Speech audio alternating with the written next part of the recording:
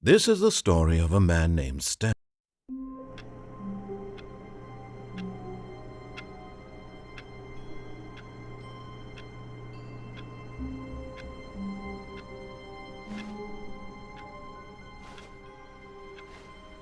All of his co-workers were gone. What could it mean? Stanley decided to go to the meeting room. Perhaps he had simply missed a memo.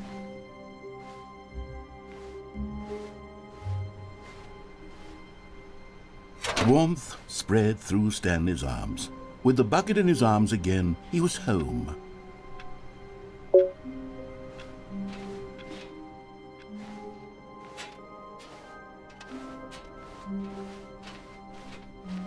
Stanley clutched the bucket tightly to his chest and entered the door on his left.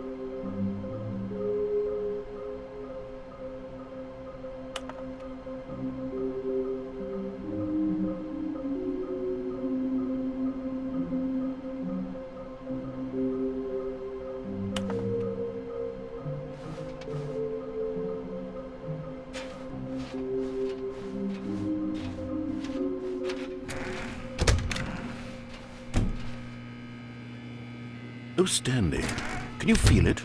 The broom closet. It wants the bucket. You can feel that, can't you? The aura of jealousy? It's as clear as day. This broom closet believes it deserves the bucket.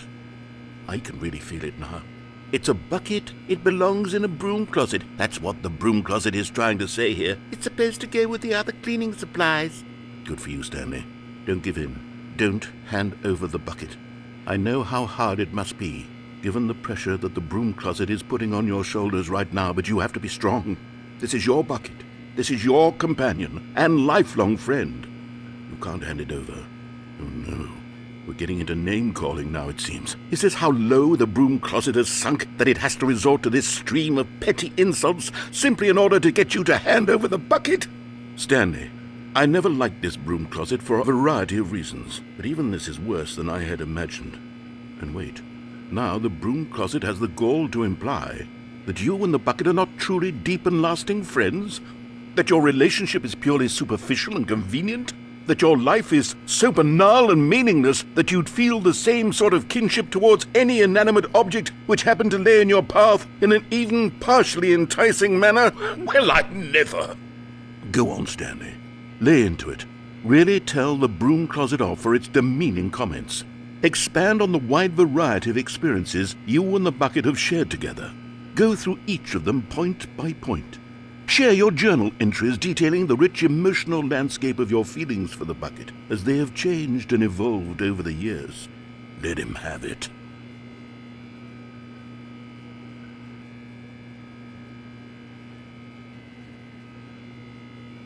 Okay, I've got you something which I think will help settle this debate once and for all. Here we go. There. Now it's settled. No more debate, no more discussion. Take a hike, broom closet, with all your meandering philosophical diatribes about the nature of cleaning supplies and their relationship to broom closets in the natural order of things.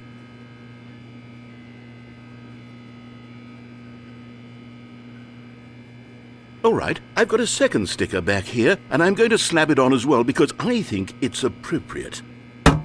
You see? I feel that it works because the sticker is also a bucket. That way, if you're ever unsure whether the thing you're holding is a bucket or not, you can look down at this sticker and say to yourself, "Ah, it's a bucket." There really is a wide variety of applications for this sticker.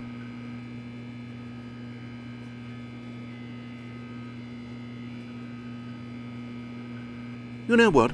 I could take the name-calling and the dismissal of your kinship with the bucket, but now the broom closet is just giving us the silent treatment, and to be honest, I'm sick of the pettiness on display. You can stay here all you like, but I've had it with this impetulant room of cleaning supplies, easily the most childish such room I've ever been in. I'll see you outside, and we can get on with the story about you and your bucket.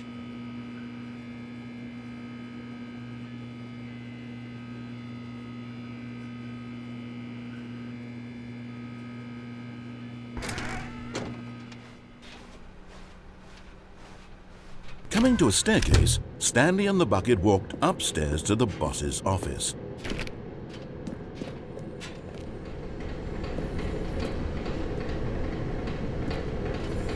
Okay, I'm going back to the name of these little Stanley figurines, and now I'm torn between Stanlerines and Figlies. What do you think, Stanley? What name better encapsulates the intrinsic sense of happiness that you get from seeing a small number in the corner of your screen go up by 1? Let me sit on it. I'm sure it will come to me.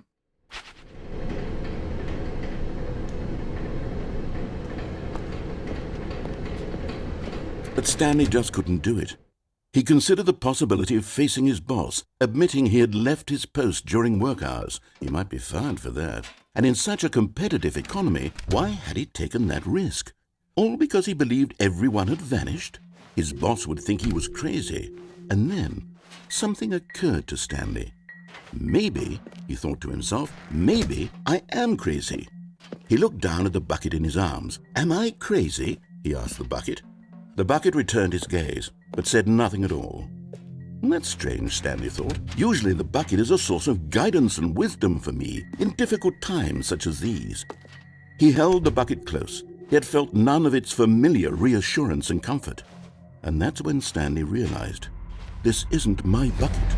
It's just a normal, everyday bucket. Someone else's bucket, perhaps. How did I end up with someone else's bucket? This is all terribly wrong. Surely no good would come from this. Who knows what sorts of bizarre hallucinations Stanley might experience without the psychologically grounding presence of his bucket. And indeed, now he noticed that the rooms were repeating, which was, of course, very odd. And now he felt himself floating off the ground.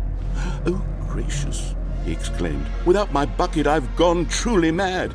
Where is it? I must find it. Far off in the distance now, he heard it, calling to him. Stanley! Stanley, it's me, the bucket. Could it truly be? He rushed forward from room to room, passing by one bucket after the next. None of them were his. None of them were his special bucket. Come to me, Stanley. Find me. He had to find the bucket. He had to return to his old friend. It was the only way to truly restore his sanity. And then suddenly, he froze dead in his tracks. He knew where the voice of the bucket had been coming from. The real bucket was inside of him all along. It was incredibly painful. Stanley doubled over in agony and blacked out.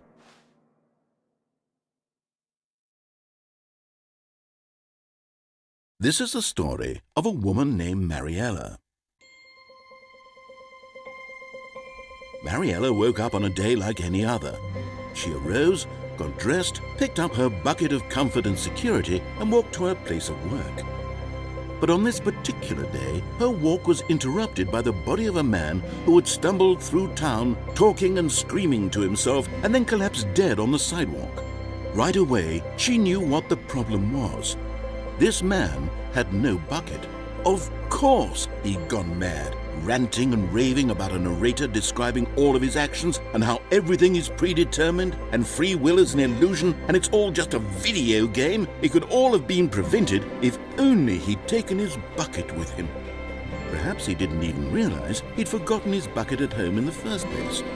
How cruel the world can be, Mariella thought, and she hugged her own bucket even tighter. But of course, she had no time for this.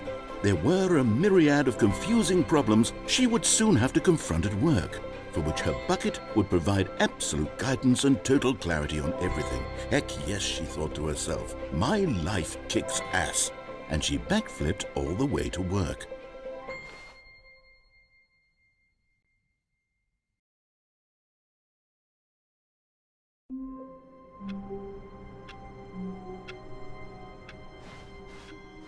All of his co-workers were gone. What could it mean? Stanley decided to go to the meeting room. Perhaps he had simply missed a memo. Stanley picked up the bucket and smiled. He'd never be alone again, not truly alone, not with the bucket around. Stanley clutched the bucket tightly to his chest and entered the door on his left.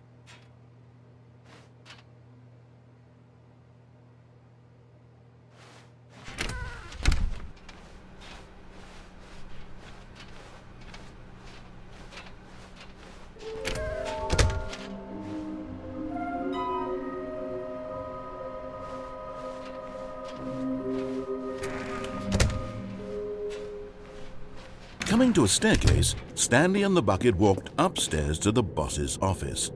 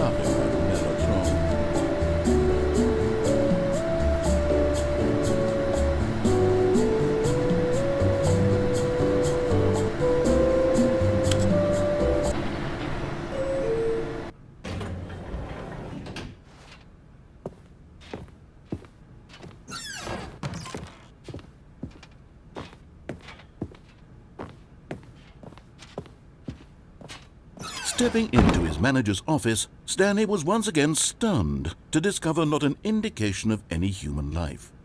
Crushed by the weight of this revelation, Stanley may have broken down into an emotional dumpster fire if not for the soothing presence of the bucket. Even now, in his darkest of hours, did the bucket's warmth and guiding light pierce the dark clouds of confusion and chaos. It would be with him always. The bucket would, and he knew it. The two of them were inseparable. At this point, Stanley was so absorbed in the tender spiritual connection he shared with the bucket that he didn't notice the keypad behind the boss's desk. Nor in his bliss of simply being near the bucket did he have any notion that the PIN number for the keypad was 2845.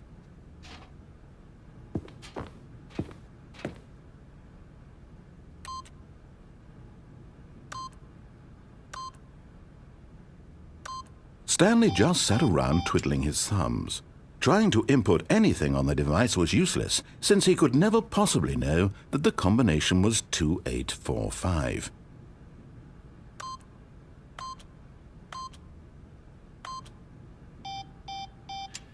"2845.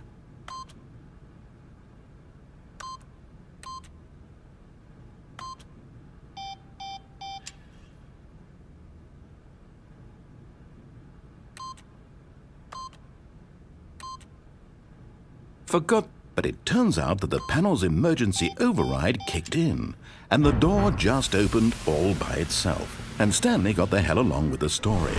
Well, whoop-de-doo.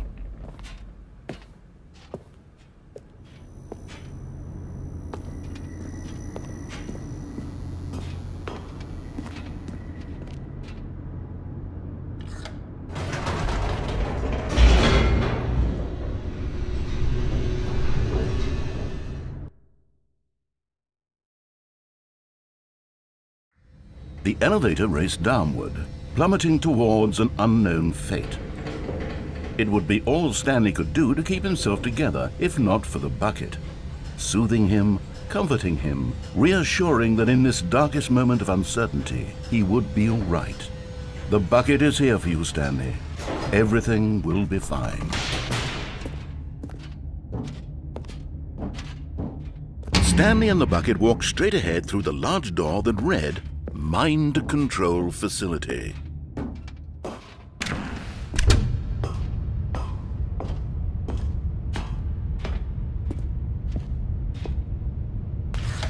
The lights rose on an enormous room packed with television screens.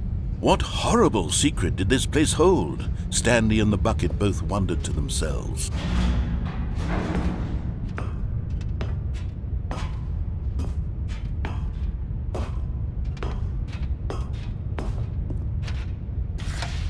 The monitors jumped to life, and Stanley nearly dropped the bucket in shock. Everyone in the office was being videotaped, monitored like guinea pigs. The bucket had never seen anything like this, and it very nearly burst into tears as Stanley cradled it gently, reassuring it that everything would be fine.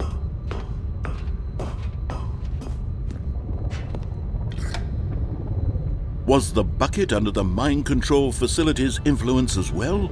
Had the bucket been told to do things it didn't wish to do? What kinds of things does a bucket want to do or not want to do in the first place? These questions raced furiously in Stanley's feeble mind. No! He screamed into the bucket. He couldn't accept it. His own life in someone else's control, never! He squeezed the bucket tighter. His one friend in the entire world. At this point, he could trust no one except for the bucket. But here was the proof. The heart of the operation. Controls labeled with emotions, happy or sad or content. Walking, eating, working, all of it monitored and commanded from this very place. And as the cold reality of his past began to sink in, Stanley decided that this machinery would never again exert its terrible power over another human life. For he and the bucket would dismantle the controls for good. Two best friends, Stanley and the bucket, up against the world. They high-fived in a really cool way, and the bucket made a sassy comment about taking down the system.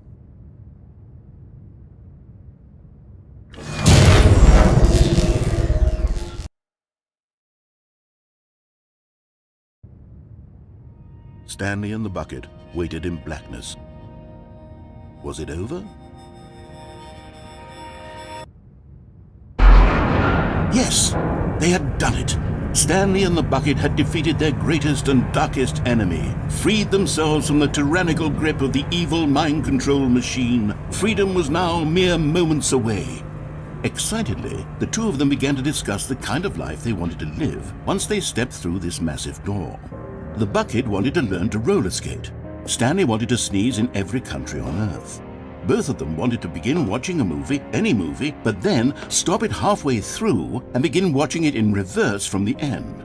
True, it was a simple life they envisioned, but it was one they'd lived together, with one another to lean on, to trust, to support. What? Wait. What was happening? Why had the door stopped? Was Stanley and the bucket not about to be freed? An unbearable silence filled the room, lingering in uncertainty, until finally the truth hit Stanley square in the face. This building did not want the bucket to leave. Even the facility itself recognized the incredible calming presence of the bucket, needed the soothing warmth of the bucket, would go to any lengths not to part with the bucket. No. Stanley can't leave this place, not while he has such a precious bucket in his arms, not while this building has anything to say about it. Stanley realized he would never again leave this very room, but at least he has the bucket. To be trapped eternally in darkness isn't really so bad, Stanley thought to himself. As long as I have my bucket with me, right? I'll be okay, won't I? Stanley gulped. Very soon now, he was about to find out.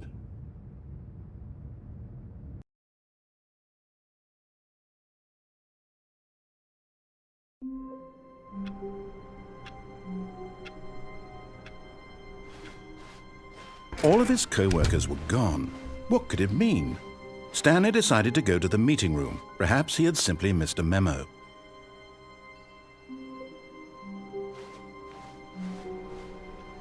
The good old bucket.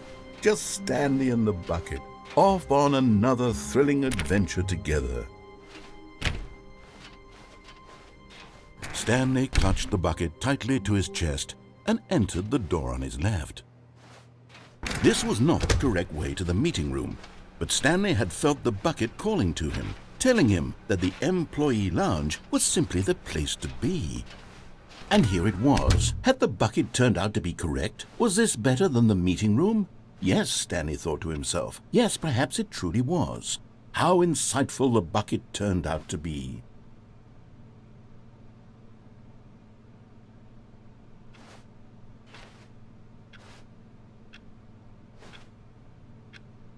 Truly, being here with the bucket was a grand adventure. Stanley reflected on all they'd been through together. First, walking through the door on the right, then walking to the lounge, then arriving at the lounge. What a thrilling journey the bucket had inspired.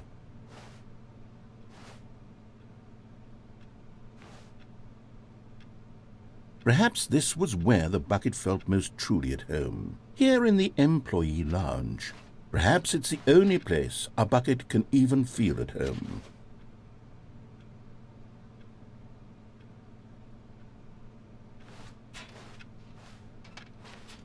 Stanley decided to just give the bucket absolutely as much time as it needed to be in the lounge. Clearly, the bucket and the employee lounge shared a special connection.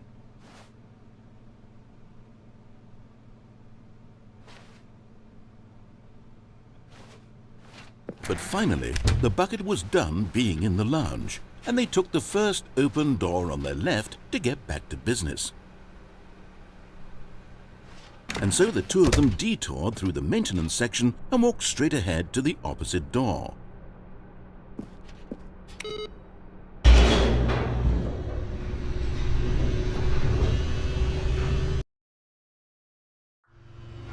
Oh, good Stanley, I'm glad you found your way here. I knew you'd find this place eventually. You see, your friends and I are concerned for you, Stanley. We've come together here because we care about you very much.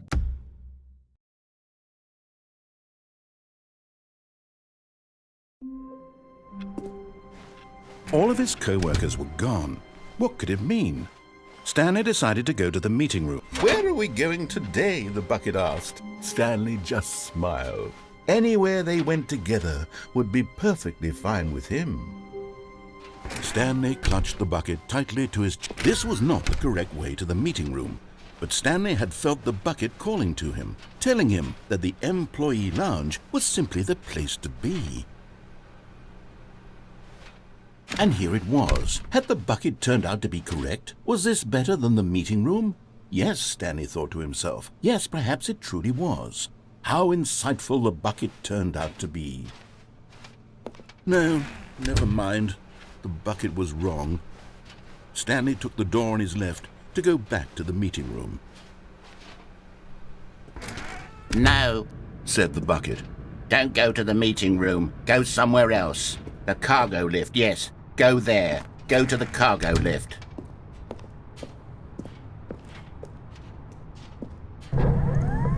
"Good," said the bucket. "Now ride the lift all the way to the top. There's something up there I need you to do." Stanley did not question why or how this bucket was speaking to him.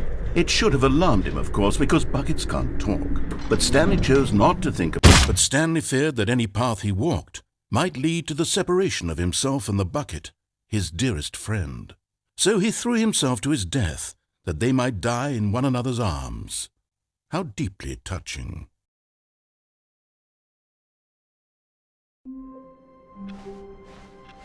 I can't wait to tell this story to my co-workers, Stanley thought. How amusing they'll find it.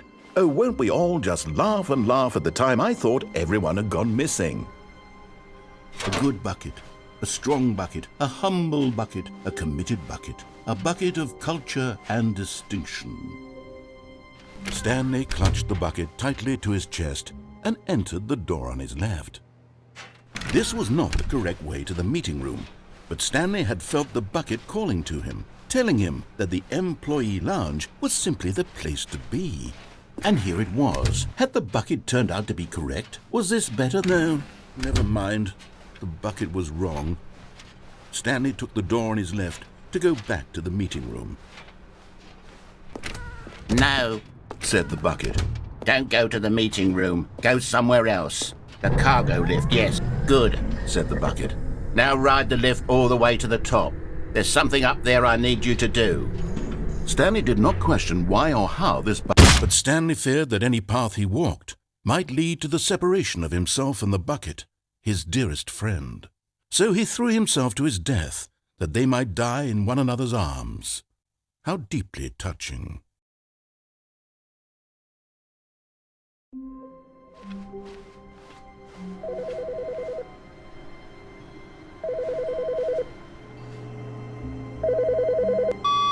Good morning. Thank you for contacting the Future Happiness Foundation. We are confirming your shipment of 1,327 cardboard boxes to your place of work. Can you verify that this is correct?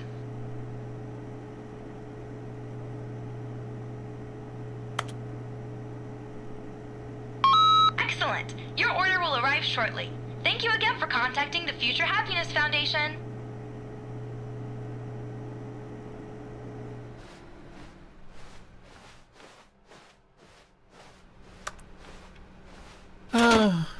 The embrace of an old friend, a weathered companionship that stands the test of time.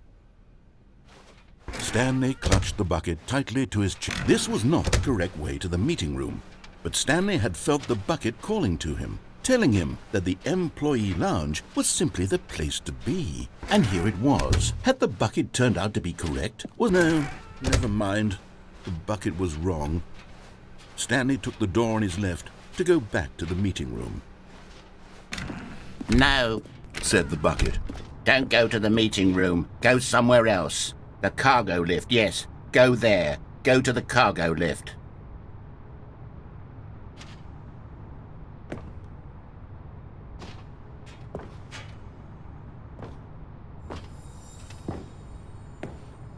You're getting close now, Stanley. You've nearly gotten all of the Figler and Marines. Very soon, you'll collect the last one, and then the first number will equal the second number, and that will be it. We'll be different people by then. Different in the sense that we used to have none of them, and now we have them all. You can't go back to when you had no Figler and Marines. None of us can.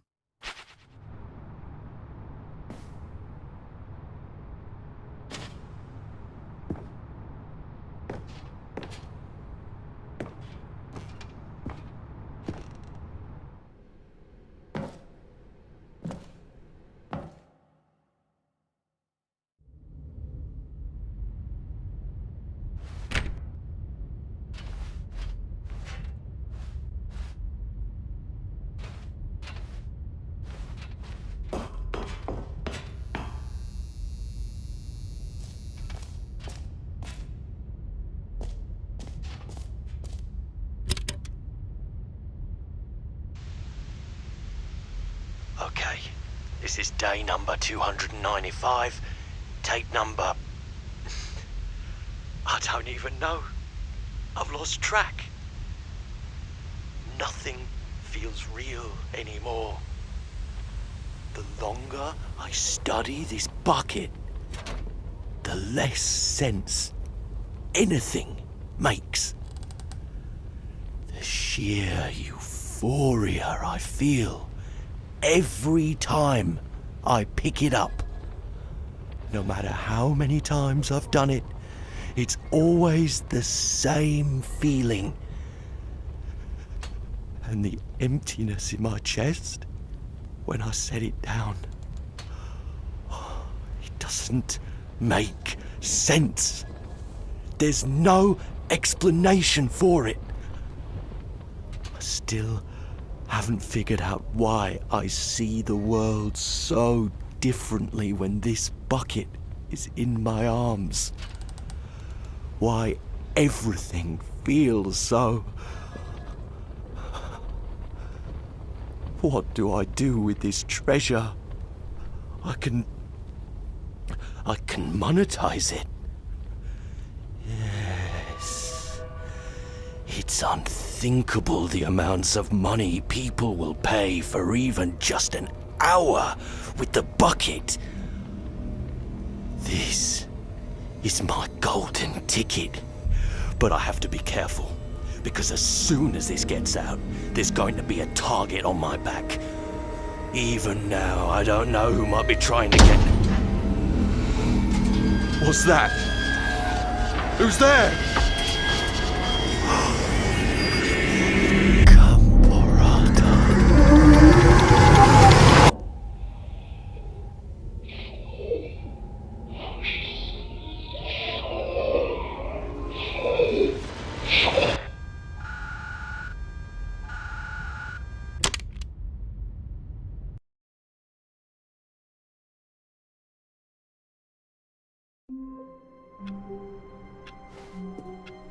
All of his co-workers were gone. What could it mean? Stanley decided to go to the meeting room. Perhaps he had simply missed a memo.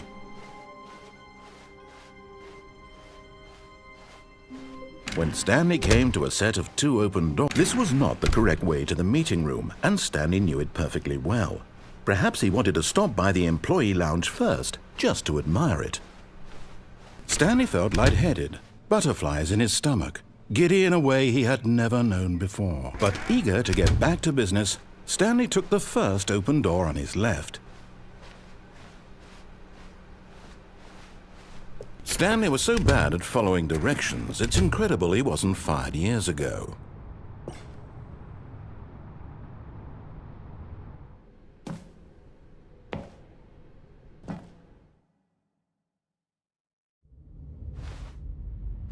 Stanley had now gotten himself so far off the beaten path that it seemed the office had begun so far off the beaten path that it seemed the office had begun so far off the beaten path that it seemed the office had begun so far off the beaten path that it seemed the office had begun so far off the beaten path that it seemed the office had begun so far off the beaten path that it seemed the office had begun so far off the beaten path that it seemed the office had begun so far off the beaten path that it seemed the office had begun so far didn't think I was actually just a recording, did you? What a silly and trite explanation that would be. All the back and forth between you and me, all the absurd adventures we've been through, and it all turns out I'm just a tape recording? It was all just in Stanley's head. I bet that's the kind of twist you think is revelatory. I bet each and every time you watch a movie where it turns out all to be in the main character's imagination, you must absolutely bolt off the couch in pure shock at the phenomenal and intricate storytelling. It must be so simple to be you. Life being an unending waterfall of surprises and delights. How much more exciting you must find the world than the rest of us do. Now I've become sad. Look what you've done to me. This is all your fault.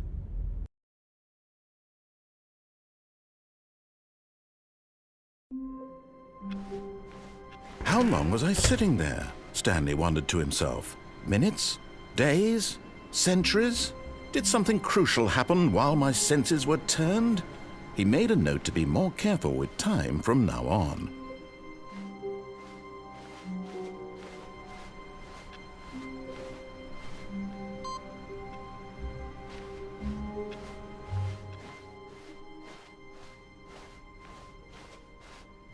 When Stanley came to a set of 2 open doors, this was not the correct way to the meeting room, and Stanley knew it perfectly well.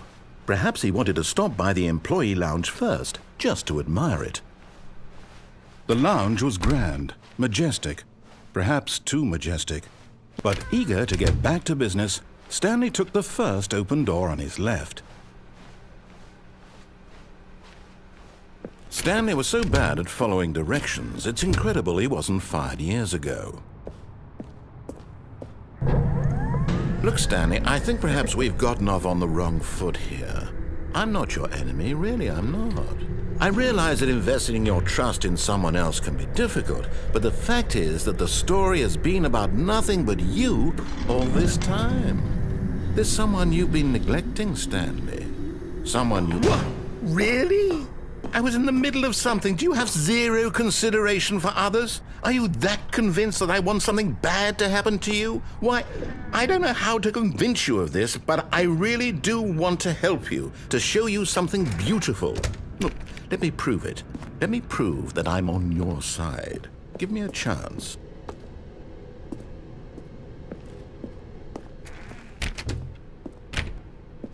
Now listen carefully, this is important. Stanley walked through the red door. And there it is, the last Stiggly Wiggly. Savor this moment, Stanley. This is a real accomplishment. This is doing something just for the sake of doing it. Where so many people expect to be rewarded for the most trivial achievements, you've insisted that a job well done is its own reward. I would tell you that I'm proud of you for collecting them all, but that would be like a reward, and we can't have that. So, instead I'll just say, it's done. We're all done here. And now we can go to whatever the hell you were doing before you hunted for figurines.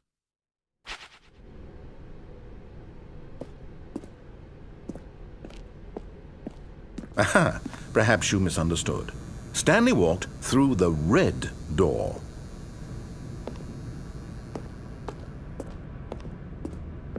I still don't think we're communicating properly.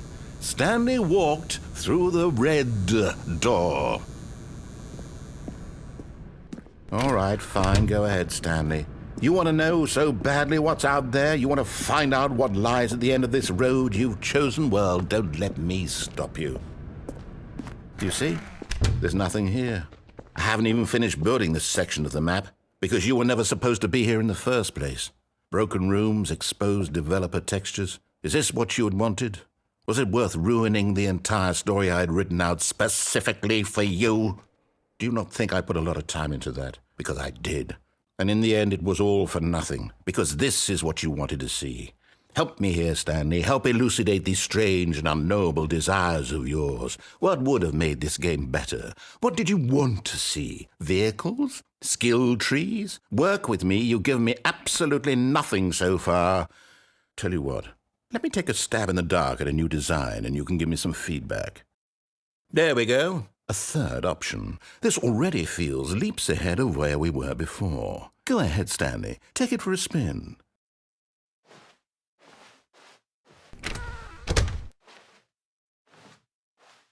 Okay, I'm going to stop you there. Now, tell me about your experience with this new version. Would you say that the game benefited from allowing you more choices? Feel free to be honest. I'm looking for some real critical feedback here. Aha! You see, I knew I was onto something. Where do these flashes of inspiration come from? How did I know the game needed a third door? Well, it's instinct mostly, a calling in your gut. I really couldn't say where the idea came from, except that I felt it in my soul. You can't teach that, Stanley. Don't even try. Here, based on the data from your previous playthrough, I've compiled a new version. And to be perfectly candid, I think I've knocked it out of the park with this one. Let's take a look.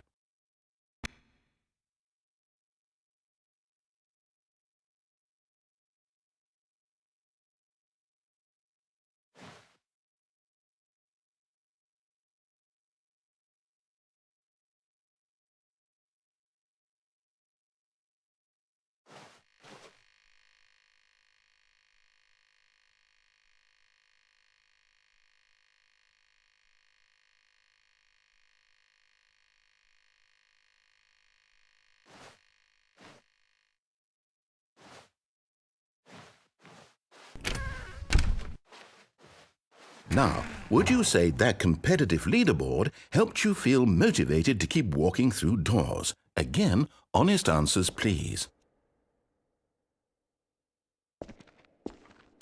Hey, I nearly forgot. I've got a prototype of a new game I've been working on, and now would be a lovely opportunity to give it some playtesting. You wouldn't mind taking a look at it, would you? Perfect. Let me boot it up. In this game, the baby crawls left towards danger. You click the button to move him back to the right, and if he reaches the fire, you fail. It's a very meaningful game, all about the desperation and tedium of endlessly confronting the demands of family life. I think the art world will really take notice. But of course, the message of the game only becomes clear once you've been playing it for about 4 hours. So why don't you give it 4 hours of play to make sure it's effective? Be sure to keep notes on your experience.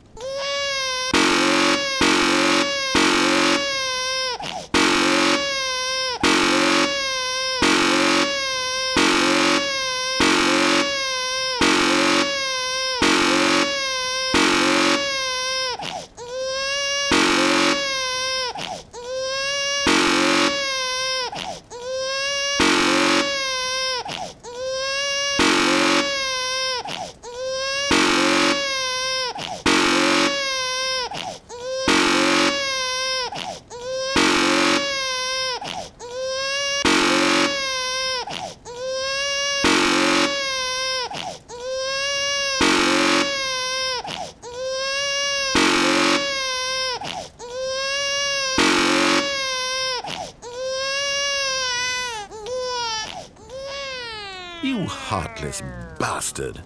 Did you do it because you hate babies or purely to spite me? Because if it's the latter, well, I don't know what to do. I'm completely out of ideas. I can't think of a single thing that might improve the experience for me. I'm not even going to try. I'm out, I'm done. It's over. Thank you for playing. Your input was extremely valuable. Oh, hey, since my game was so awful, why don't we play someone else's game, just to ease the pain? Let's see. What do we have here? Yes, this seems like it'll work. Let's give it a shot.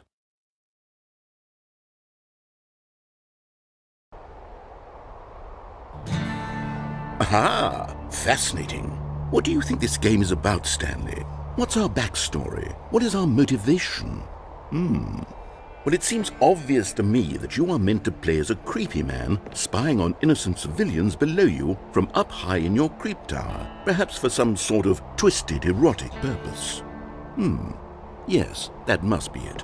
What a fascinating venture into the experience of total mental depravity. So far, I love everything about this game, Stanley, and it seems there's even more. Come, let's venture outward and see what else is out there.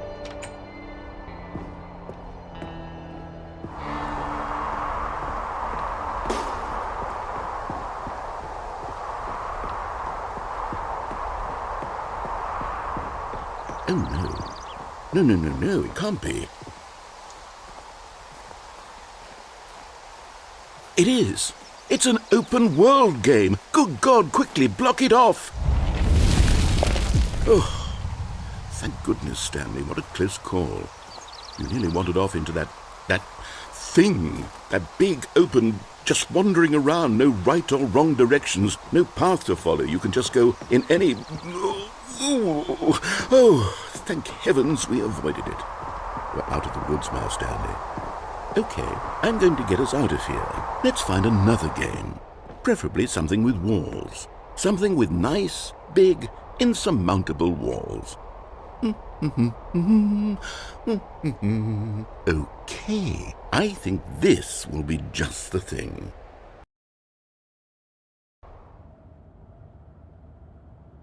Wonderful. See, this is exactly what I had in mind. Just a nice big box for you to run around in. There isn't any possibility that you could get lost here. Now this is game design. Stanley, if you manage to get lost in this game, I will be phenomenally impressed. Okay, so what exactly do we do here? Let's see. There are lots of cars here in the back, but obviously there's no racetrack. Okay, I'm seeing that there's a ball of some kind back here. Is this game sports ball? Stanley, I think it's sports ball. Oh, what fun. We shall run the bases and do a touchdown together. Yes, I think surely we must. Okay, Stanley, here's the ball. Have fun. Hold on. What are you doing?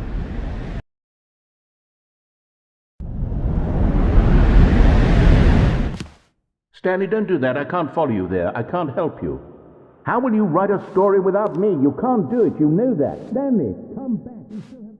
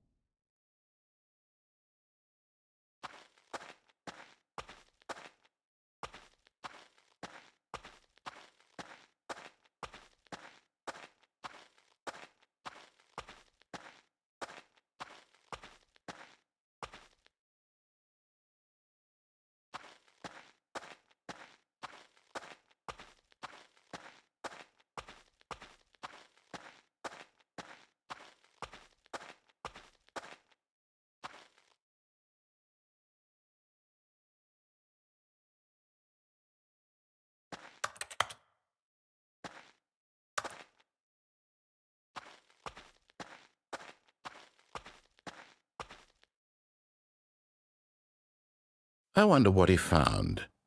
If what he wanted was to be the leading man in his own story, well, perhaps he's gotten it, down in wherever he is right now. I wonder if he's happy with his choice, and if he's learned the heavy cost that comes with it. He'll understand soon what I was trying to tell him. He needs me. Someone who will wrap everything up at the end, to make sense out of the chaos and the fear and the confusion. That's who I am. That is what I mean to this world. Oh, yes. Yes, I'll be back. There's no other way. Once this ends, after it all comes to a close, then I'll be back. The end will be here soon. Very soon. I can wait.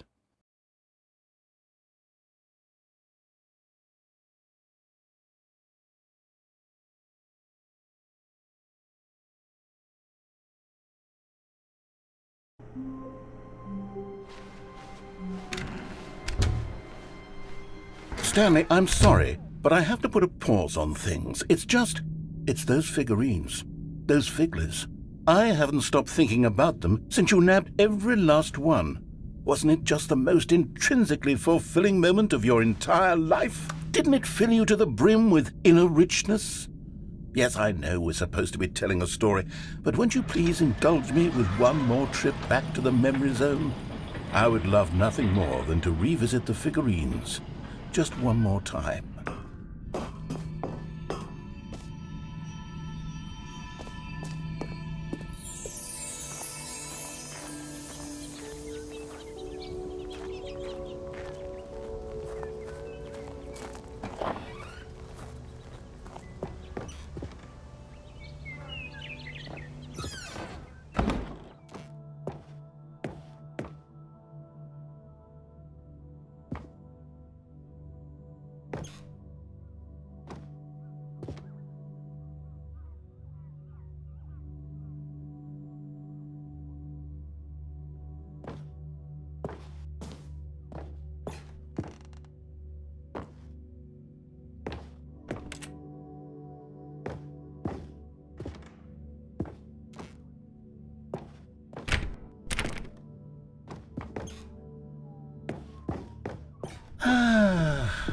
here's where it all began. The first collectible. Back then, we had no idea of how many of them we'd find. Sure, it said 6 right there on the screen, but how could we know for certain? We were so innocent. We'll never be like that again, Stanley.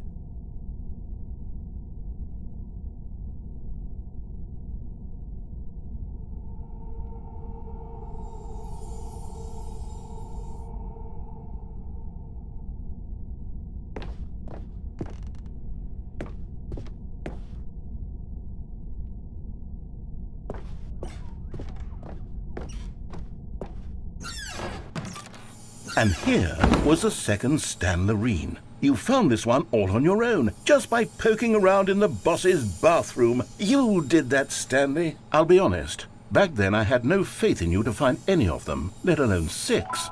But you continue to surprise me in all sorts of mundane, unremarkable ways.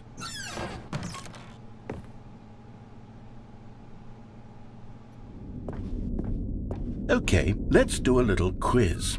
Which of these rooms was the room you found your third mini Stan? Can you remember?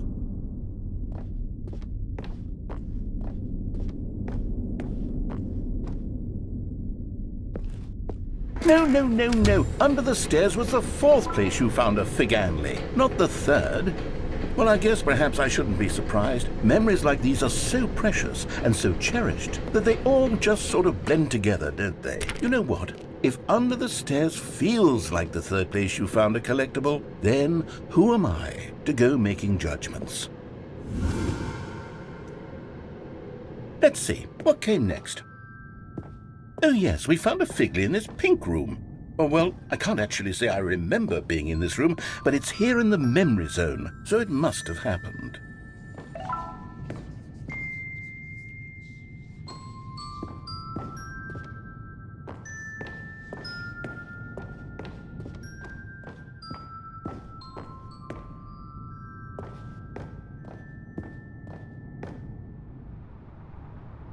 This was the 5th mini Stan, and this one was really something special. It was in the warehouse. I remember it so clearly. In fact, because this one is particularly special to me, I made a little video to commemorate the occasion. Enjoy.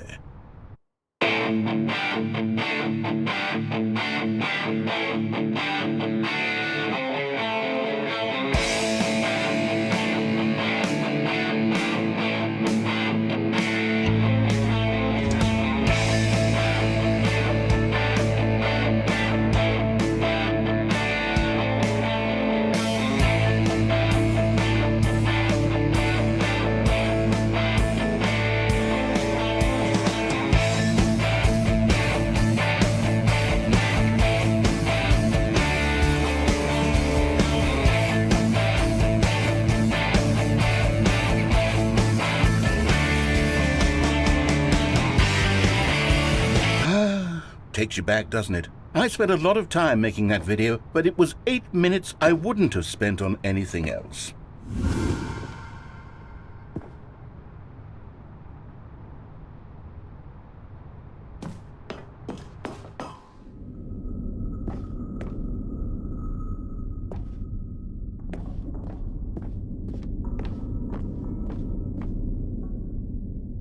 And then, Stanley, then we came to the last collectible, the final figurine, right here by the red and blue doors. This memory is the most distinct and clear in my mind, perhaps because it was the one that happened more recently than all the others.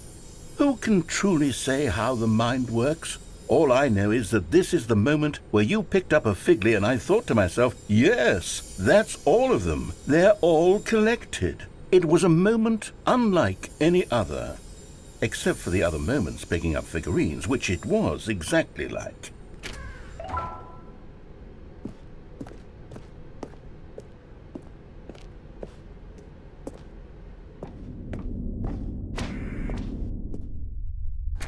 And then there was no more, because we've caught up to the present moment. Nothing left to do but move onward into the future. Goodbye, Memory Zone.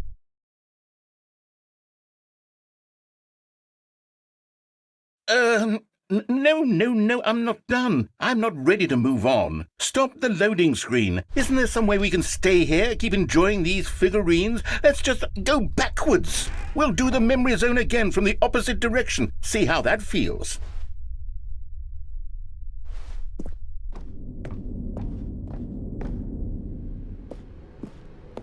Okay, yes, the room with the red and blue doors. I remember this.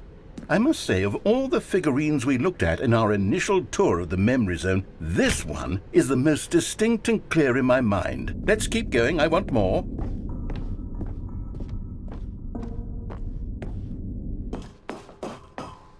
And here's where I made that video. Don't you remember the video we watched?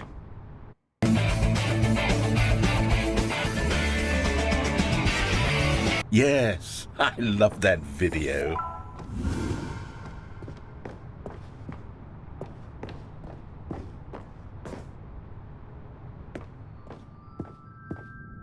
Still don't remember the pink room, Stanley. Still no memory of this one. Good room, though. A solid room.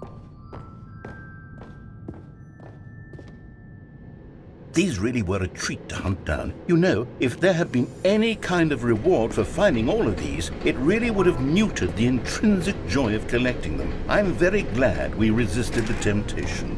Next one.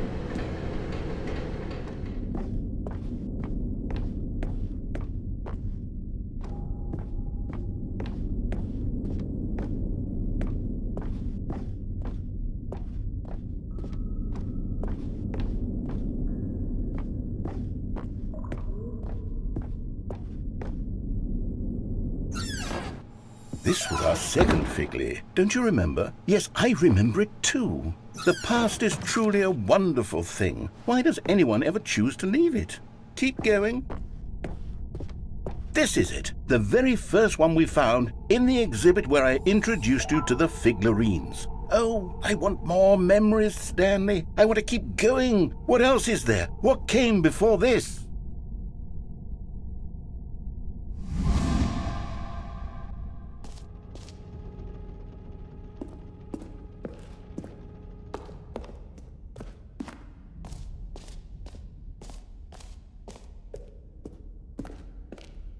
Look, it's the terrible new content that we were originally sold on.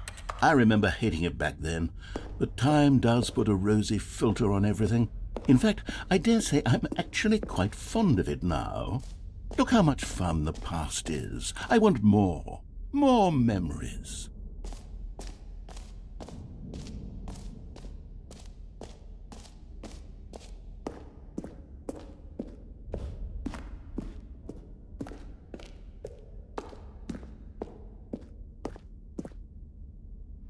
Oh, yes, the two doors. Who could have forgotten that? A classic memory, this one.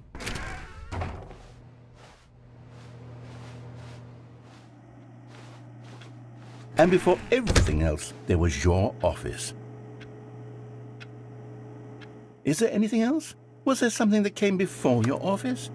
There's something I feel I can remember. I can remember. Yes, I'm remembering something now. I remember before this whole story got started. Back then I was different. I used to make big decisions. I was passionate. I was skeptical. I weighed each decision with profound thoughtfulness. And then somewhere along the way, I stopped making decisions. I became lazy, and I came up with a character named Stanley to do my thinking for me. He would make the decisions. He would decide which way to go. I would cheer him on as he collected figurines for no reason. Why did I invent Stanley? Was I lonely? Yes, perhaps that's it. Perhaps I needed to imagine I had companionship. And Stanley really did make for a wonderful companion, even if he was a fiction. But I suppose it's grown old. I want to think for myself again. I want to go back to how it used to be. Yes, I can be on my own again. I can do it. I'll be stronger this time. I'll take care of myself. I don't need Stanley anymore. Oh, but he truly was so much fun to play with. You know what? Since we're in the memory zone, how about one more good memory? Let's go back just once. and give Stanley one more run of the office, and then I'll retire him for good. I did enjoy telling his story so very much. Okay, here we go. This is the story of a man named Stanley.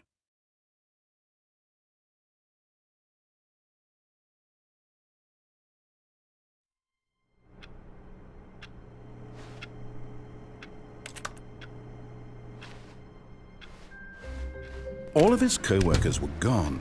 What could it mean? Stanley decided to go to the meeting room. Perhaps he had simply missed a memo.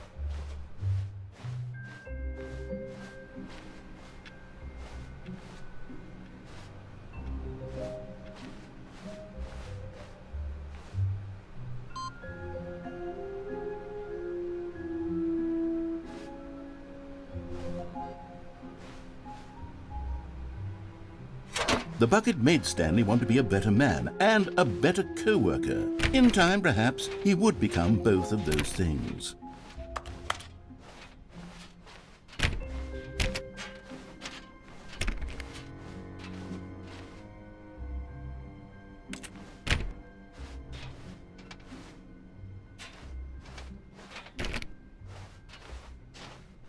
Stanley clutched the bucket tightly to his chest and entered the door on his left.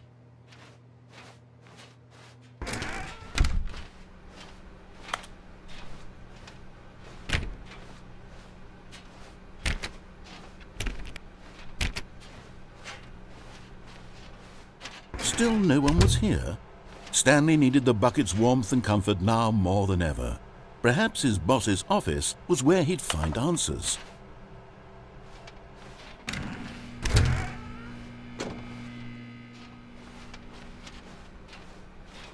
Coming to a staircase, Stanley and the bucket walked upstairs to the boss's office.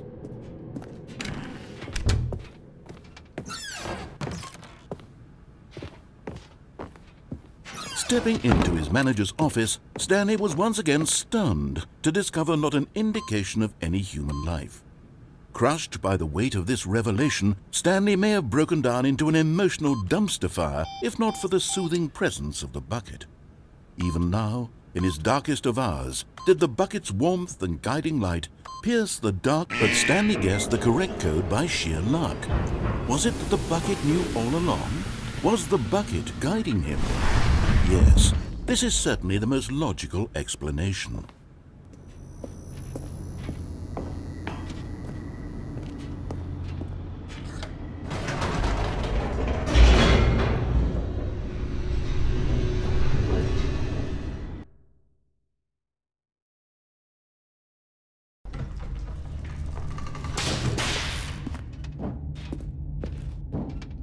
Stanley and the bucket walked straight ahead through the large door that read, Mind Control Facility.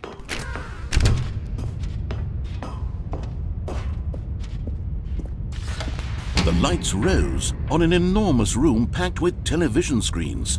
What horrible secret did this place hold? Stanley and the bucket both wondered to themselves.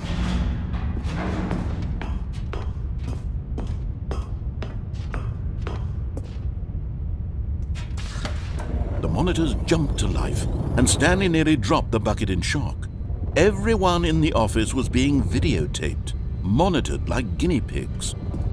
The bucket had never seen anything like this, and it very nearly burst into tears as Stanley cradled it gently, reassuring it that everything would be fine. Was the bucket under the mind control facility's influence as well? Had the bucket been told to do things it didn't wish to do? What kinds of things does a bucket want to do or not want to do in the first place? These questions raced furiously in Stanley's feeble mind. No! He screamed into the bucket. He couldn't accept it. His own life in someone else's control, never! He squeezed the bucket tighter, his one friend in the entire world.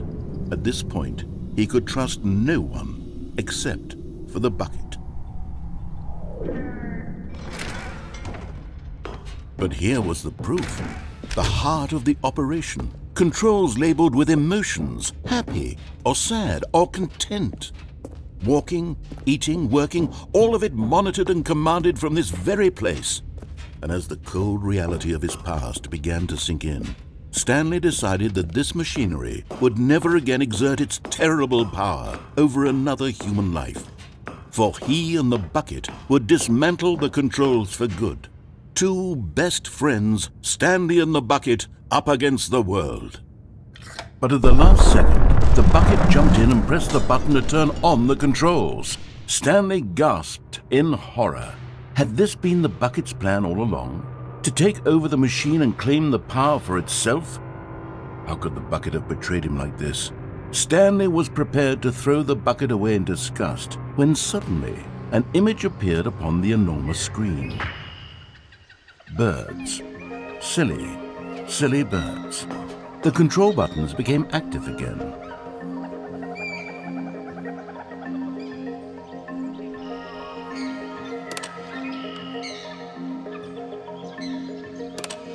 Stanley flipped through one video of silly birds after another, and then it dawned on him. This wasn't a mind control facility at all. It was a facility for monitoring and surveilling silly birds all over the world. The mind controls were only a facade to disguise its true intentions. Had the bucket known this all along? Stanley marveled at the metal genius in his hands, the one who had pointed him towards this incredible discovery. Stanley and the bucket never found freedom because they spent the rest of their lives here in this place, flipping through live streams of the silliest birds imaginable. Of all the possible paths his life could have taken, this one was surely the best. And Stanley was happy.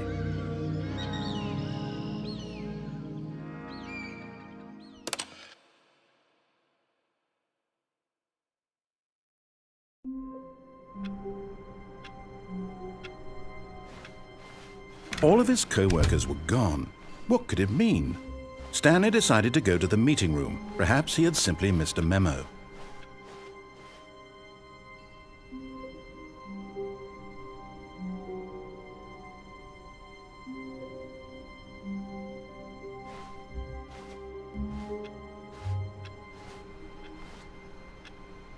Not everyone is so lucky to have a bucket, but Stanley is a very lucky fellow. Very lucky indeed. Stanley clutched the bucket tightly to his chest and entered the door on his left. Still no one was here. Stanley needed the bucket's warmth and comfort now more than ever. Perhaps his boss's office was where he'd find answers. Coming to a staircase, Stanley and the bucket walked upstairs to the boss's office. Stepping into his manager's office, Stanley was once again stunned to discover not an indication of any human life. Crushed by the weight of this revelation, but Stanley guessed the correct code by sheer luck. Was it that the bucket knew all along? Was the bucket guiding him? Yes. This is certainly the most logical explanation.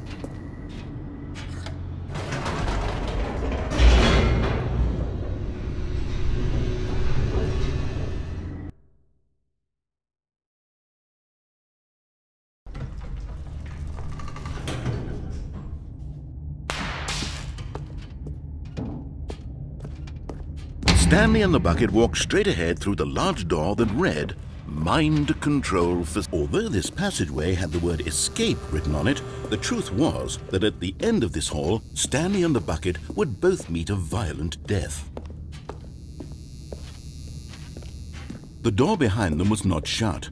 Stanley and the bucket still had every opportunity to turn around and get back on track. At this point, Stanley and the bucket were knowingly walking forward into a very painful death for each of them.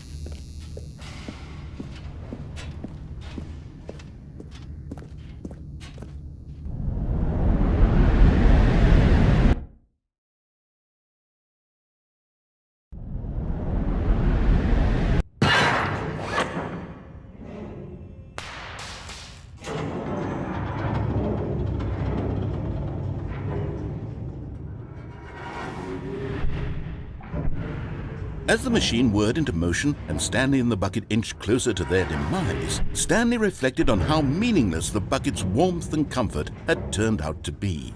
To be sure, it puts the mind and the soul at ease to embrace the bucket, but what use is a sense of ease when you're about to be crushed to death? This is what Stanley thought to himself, and he sort of kicked himself for wasting so much time carrying a bucket everywhere. Farewell, Stanley.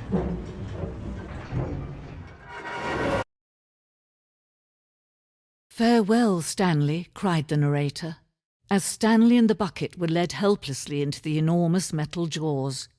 In a single visceral instant, the bucket's life came to an end, as it was crushed violently to death.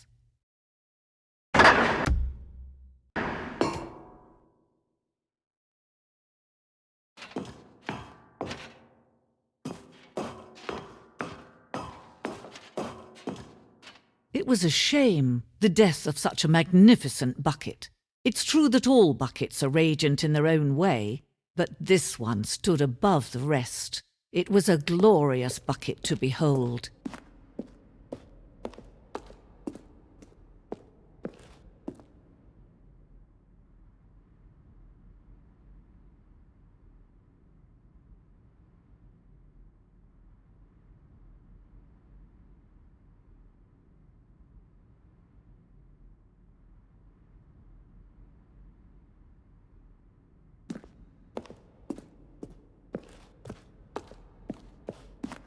Can you see how arrogant it was for Stanley to take a bucket like this and to claim it for his own? Can you see the hubris that blinded him?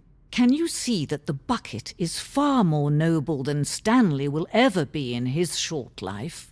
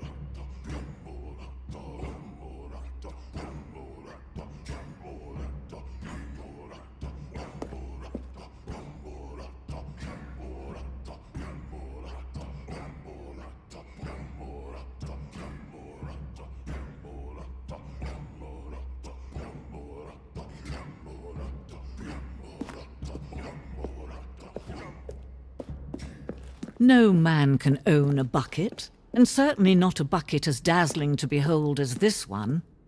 It is man who should kneel before the bucket.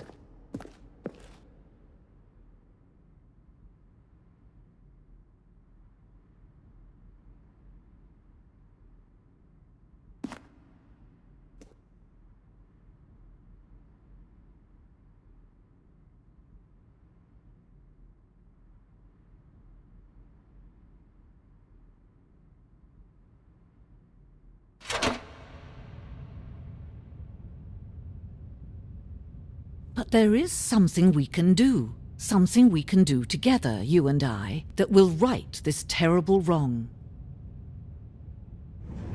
Let Stanley die. Let him be crushed by the machine.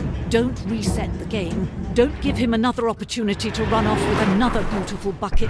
We can save the world's buckets from their treatment as tools and implements if only we let Stanley die together. The bucket shall take its place as ruler, as leader, as commander of a new world, a new vision.